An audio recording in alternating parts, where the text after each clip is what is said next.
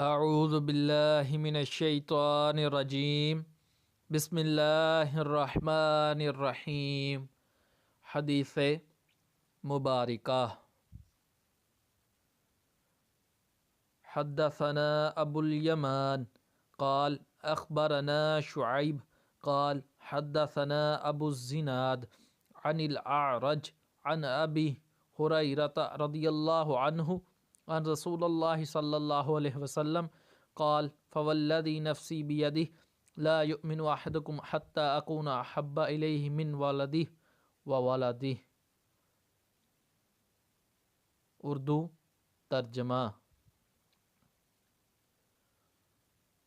ہم سے ابو الیمان نے حدیث بیان کی، ان کو شعیب نے، ان کو ابو الزناد نے عارض سے، انہوں نے ابو ہریرہ رضی اللہ عنہ سے نقل کی کہ بے شک رسول اللہ صلی اللہ علیہ وسلم نے فرمایا، قسم ہے اس ذات کی جس کے ہاتھ میں میری جان ہے، تم میں سے کوئی بھی ایماندار نہ ہوگا جب تک میں اس کے والد اور اولاد سے بھی زیادہ اس کا محبوب نہ بن جاؤں۔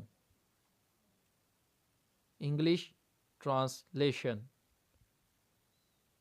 Narrated Abu Huraira, Allah Apostle said, by him in whose hands my life is, none of you will have faith till he loves me more than his father and children.